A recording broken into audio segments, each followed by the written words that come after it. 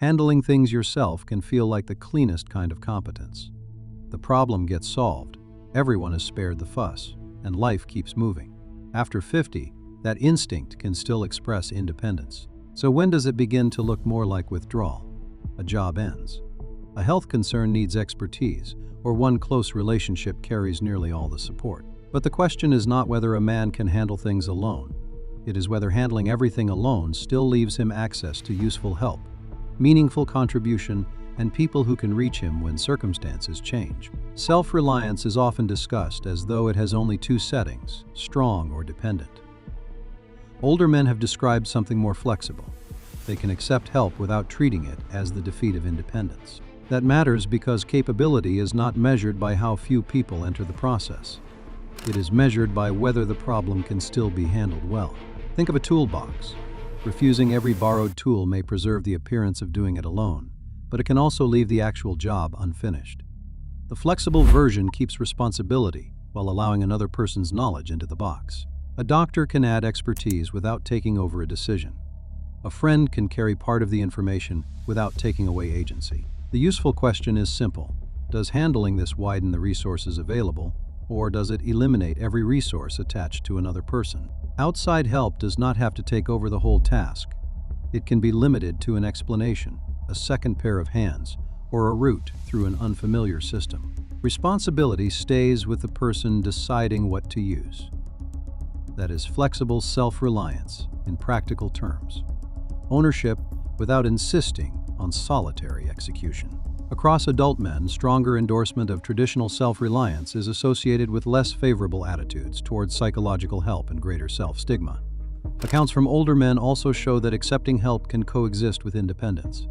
Together, those patterns put the pressure on rigidity. A value that permits outside knowledge remains a tool. Once outside knowledge becomes forbidden, the value starts controlling the response. There is a familiar generational story behind this image. Some Americans who are now older Gen X adults spent regular time in self-care as children, while family structure and supervision were changing. By the mid-1980s, about 14% of U.S. children, ages 5 to 14, regularly spent time in self-care. Yet one American college group found no significant personality or academic differences between former latchkey students and their classmates. The house key documents a childhood arrangement for some people, not a distinct male psychology. The work badge brings the present-day tension into view. For some men, paid work gathers several parts of life in one place. It can provide income, a schedule, familiar faces, status, and a visible place to contribute. When the role changes, those supports do not necessarily move together. A free calendar may remove strain, or it may expose how much daily structure and contact had been carried by the job.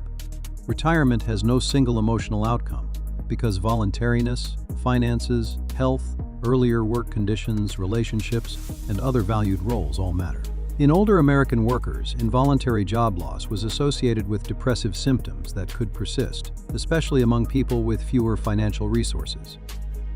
Reemployment was associated with movement back toward earlier mental health levels. Separate work on retirees found that men's retiree identity was more closely tied to labor, force status than women's. Because those associations describe groups, an empty desk still has no single meaning. Still, the work badge reveals a pressure that the toolbox cannot solve. A job may end while the need to contribute remains. If usefulness has only one approved address, a role change can feel larger than a change in employment. For some, diminished status may be mistaken for diminished worth. The badge then carries more than a role. It is being asked to certify the entire person. Contribution can move without becoming forced busyness. Practical help, family roles, volunteering, learning, community activity, or part-time work may offer another destination for effort, although none guarantees restored purpose. The important distinction is mobility. Can contribution find another form when paid work changes? Or does usefulness disappear the moment the badge does? One role may end before another is visible. That interval does not show that the capacity to contribute has disappeared. It shows why separating contribution from the institution that once displayed it can matter. The badge named a role, but it never contained every possible use for a person's experience. This is where handling everything alone becomes harder to evaluate. A man can remain busy, capable, and composed while important information stays unavailable to the people around him. Composure, expressive suppression, and alexithymia are three different processes.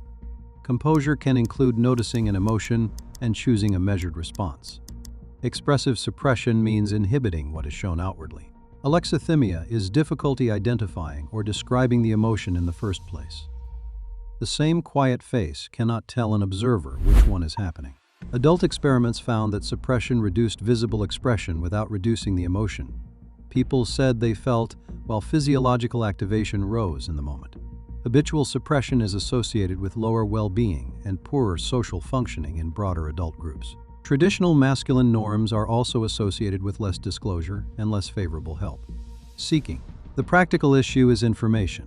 If a health concern, grief, or loneliness never becomes shareable, a partner, friend, family member, or doctor has less to respond to. Sharing does not need to be constant, public, or dramatic. A brief, accurate statement can make a concern available for response, even though no particular response is guaranteed. Composure stays flexible when important information can still cross the door. Suppression becomes costly when the door must remain closed, regardless of what is happening behind it. That door matters more when emotional support is concentrated. Across a 60-year span, men's emotional support networks declined on average from about 2 providers at age 30 to about 1 at age 90, while individual circles varied. Separate work indicates that men are more likely than women to rely on a spouse as a main confidant, which can increase vulnerability when that relationship ends. None of this makes a smaller circle a failure.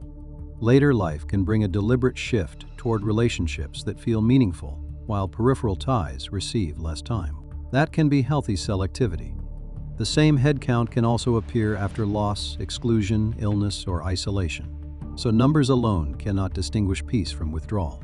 A better test is mutual access. Whether care moves in both directions, important information can travel, and help remains reachable when an ordinary routine breaks.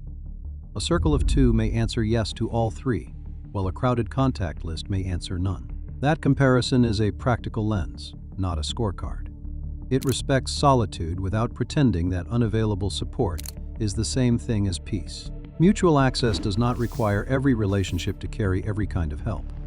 One person may be available for practical trouble, another for health information, and another simply for company. The point is not a perfect support system. It is that at least one usable route remains open when the usual routine fails. For men who dislike conversation as the price of entry, a shared workbench offers one possible format. Men's sheds place activity beside contact rather than making emotional disclosure the opening demand. Participant accounts and observational work among older men in Australia, Ireland, and the United Kingdom associate these groups with better well-being and less isolation. That makes the workbench a possible format for American men, not a promised result. Side by side, activity makes room for contact while giving the hands a reason to be there. Handling things alone after 50 can still be a strength when independence leaves other options intact. Responsibility can coexist with outside expertise. Contribution can move when paid work changes. Composure can keep important information available, and a smaller circle can remain mutual and reachable. That does not require a larger circle or constant disclosure, and accepting help does not erase capability.